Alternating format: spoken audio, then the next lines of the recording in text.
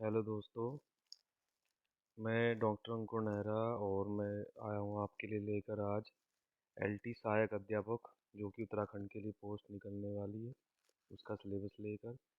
मैं इसमें बताऊंगा कि मैथ्स का कितना पोर्शन कितने सवाल प्रश्न आपके सिलेबस में आते हैं एलटी के एग्ज़ाम में प्रीवियस ईयर में जो आए हैं कितने पोर्शन में कहाँ से आएगा उसको डिस्कस कर लेते हैं आज।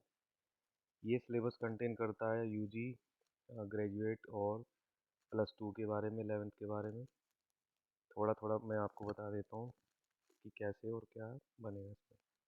ये मेरी थोड़ी सी डिटेल है। Doctor Ankur Nehra, government assistant professor, department of mathematics, Tanauri PG college. ये मेरी email ID, you can contact me with mobile number and WhatsApp also. ये मेरी डिटेल है। मैंने इसमें किया है आपका एमएससी, उसके बाद गेट, फिर पीएचडी की थी, फिर नेट, तब जाकर मैं असिस्टेंट प्रोफेसर बन पाया हूँ डिपार्टमेंट ऑफ मैथमेटिक्स में। ये थोड़ी सी मेरी डिटेल है विद नेम, क्या किया है, कैसे किया है, कौन से मेरे research topic, cryptography, graph theory और वैदिक मैथमेटिक्स। इसमें मेरी पीएचडी है दोस्तों। अभी करंट में मैं जो है लगभग 30 के आसपास रिसर्च पेपर पब्लिश कर चुका हूँ अपने, और मेरी 7 बुक्स पब्लिश हो चुकी हैं। ये मैंने डिटेल इसमें दी हुई है अपनी। थोड़ा सा अपने बारे में बता रहा हूँ, ज़्यादा कुछ खास नहीं है। With in 30 publications and 7 research papers अभी चल रहे हैं मेरे, और उसमें बुक्स मेरी 7-8 बुक्स जो है पब्लिश हो चुकी है। ओके दोस्तों, चलिए डिस्कस करते हैं। सिलेबस पोस्ट है आपकी असिस्टेंट टीचर, जिसको एलटी के नाम से आप बोलते हैं। सब्जेक्ट मैथ्स के बारे में बताया जाएगा। ग्रेजुएशन मेन टॉपिक लिखा हुआ है यहाँ, लेकिन 12th का भी इसमें काफ़ी कुछ है, जैसे मैट्रिसेस और डिटर्मिनेंट्स। एक प्रश्न आपका आएगा टाइप ऑफ मैट्रिसेस। मैट्रिक्स आपको दे दी जाएगी, टाइप पूछा जाएगा कि मैट्रिक्स किस टाइप की है, क्या ये स्क्यू मैट्रिक्स है आपकी, नल मैट्रिक्स है, इन्वर्स मैट्रिक्स है। तो एक प्रश्न आपका यहाँ से बनेगा। ये टॉपिक थोड़े थोड़े पढ़ने होते हैं बस नॉलेज के लिए। अच्छे, फिर मैट्रिक्स का जो मल्टीप्लिकेशन उसका रूल्स पर आधारित एक प्रश्न बन जाता है आपका। रूल्स बेसिक आता है, बड़ा प्रश्न वहाँ से आपसे सोल्व नहीं कराया जाएगा क्योंकि कम समय होता है। तो एमसीक्यू में क्या होता है आपका, छोटे छोटे क्वेश्चंस आते हैं और आपको बस रूल्स पता होने चाहिए। जैसे आपका ये हो गया Hermitian and skew Hermitian matrix, ये भी इम्पोर्टेंट है। प्रत्येक बुक के बारे में जल्दी आपको बताऊंगा, डिस्कस करूंगा आज, इसलिए सिलेबस डिस्कस कर रहे हैं। प्रॉपर्टी है डिटर्मिनेंट्स की, इसमें से एक प्रश्न बनेगा आपका, और एक यहाँ से बन जाता है आपका। फिर इन्वर्स ऑफ मैट्रिक्स, एक प्रश्न आपका यहाँ से बनने की संभावना रहती है। बाकी कैमर रूल और ये सॉल्यूशन वगैरह आपको थोड़ा देखना है, इनमें से बन सकते हैं, इसलिए तैयारी तो पूरी करनी है हमें, लेकिन जहाँ से इम्पोर्टेंट आया है अभी तक वो सब करना है। पुराने अगर आंकड़े देखें, आंकड़ों पर चले, उसके आधार पर तैयारी करें तो हमें पता लग जाएगी कहाँ से क्या आता है। ट्रिग्नोमेट्री 10th में भी थी, 11th में भी, 12th में भी, फिर बीएससी में हम लोग ने पढ़ी है। तो उसमें ज़्यादातर एडिशन एंड सब्ट्रैक्शन फॉर्मूले केमिस्ट्री के अंदर जो होते हैं, यानी तो इसमें से लगभग 3 प्रश्न बन जाते हैं। छोटी सी बुक है, फिर भी 3 प्रश्न बनने की संभावना रहती है। प्रिंसिपल जनरल सॉल्यूशन, ये वाला भी आता रहता है आपका। इनवर्स ज्योमेट्रिक फंक्शन और हाइपरबोलिक फंक्शन, ये थोड़ा पढ़ना है, इनकी संभावना भी रही है, पिछली बार भी आई है। वेक्टर एनालिसिस छोटी सी बुक है, लेकिन ज़्यादातर 3 नंबर ये देकर जाती है हमें। डॉट प्रोडक्ट, क्रॉस प्रोडक्ट और स्केलर मल्टीप्लिकेशन, इन दोनों तीनों में से आपका एक एक प्रश्न जरूर आ जाता है दोस्तों, काफ़ी इम्पोर्टेंट है। अब आप बारी है आपकी डिफरेंशियल कैलकुलस। सिलेबस सबसे ज़्यादा रखती है और सबसे ज़्यादा ही प्रश्न देकर जाती है, लगभग 4 प्रश्न आते हैं इससे दोस्तों। लिमिट एंड कॉन्टिन्यूटी से एक, एल हॉस्पिटल, इससे भी एक आ जाता है आपका। बाकी डेरिवेटिव्स करना चेन रूल से, यहाँ से भी आपका एक प्रश्न आ जाएगा। और ये थोड़ा थोड़ा आपको बाकी सब तो पढ़ना ही है, तो जहाँ से आएगा मैं वो बता रहा हूँ आपको। एक्सपोनेंशियल एंड लॉगरिथमिक, ये लॉग वाला होता है जो इसको बोलते हैं लॉगरिथमिक फंक्शंस, जिसमें आपके होते हैं e to the power x और log x बेस e या 10 कुछ भी हो सकता है वहाँ पर। 1% यहाँ से आपका बनने की संभावना रहती है। और आगे देखा जाए तो एक इंक्रीज एंड डिक्रीज फंक्शन से, मैक्सिमम मिनिमम फंक्शन से, इन दोनों से भी 1% आपका बन जाता है। रोल्स थ्योरम और लैग्रांज थ्योरम दोनों बीएससी का पार्ट है, इनमें से भी 1% आने की संभावना रहती है। आगे चले इंटीग्रल कैलकुलस, ये भी इम्पोर्टेंट है आपकी बुक।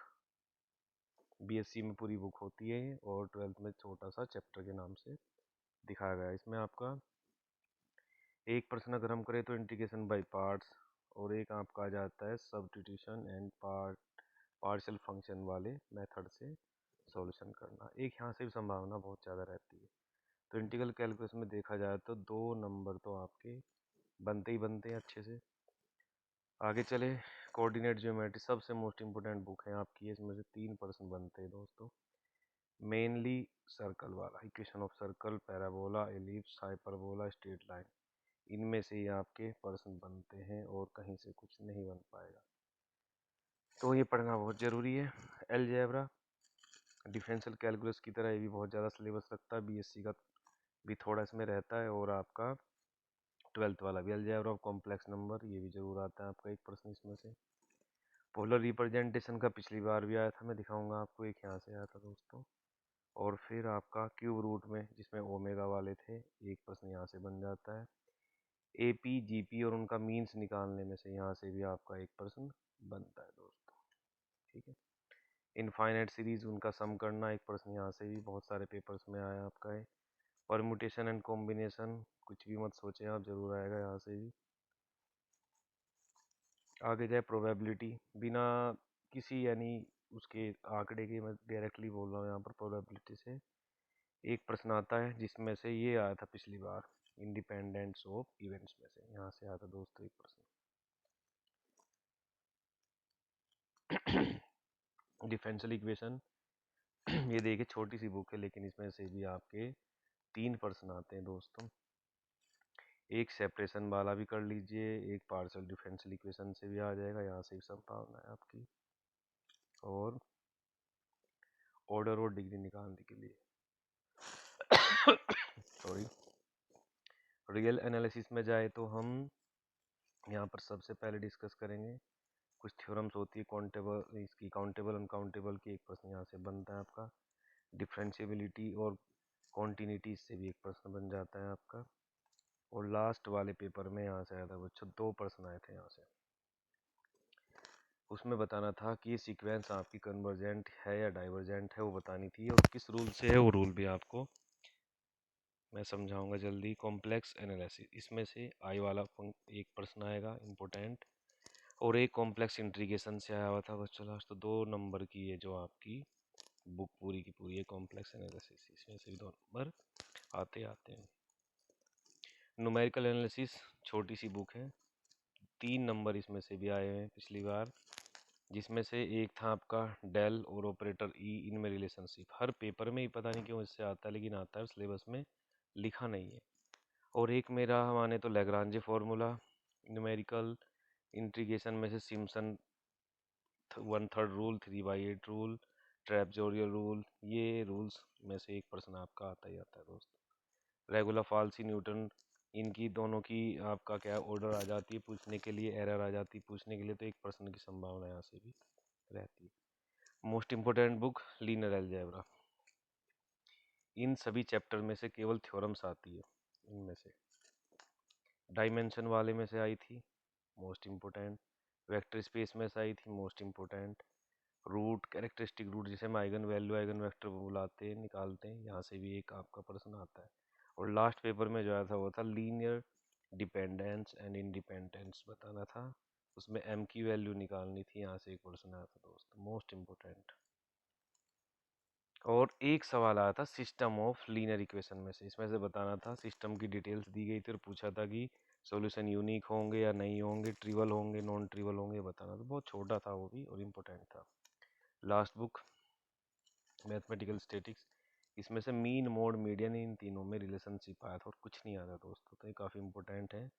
इसमें से आपको 10th लेवल का 12th लेवल का थोड़ा सा पढ़ लेंगे आप 10th वाला, तो उसमें से आपको 1% फंस जाएगा। बाकी बीएससी लेवल का इन्होंने दिया हुआ है, रंगाकुत्ता का मेथड, ये बीएससी का, ये भी बीएससी में से है, ऊपर वाला टॉपिक भी।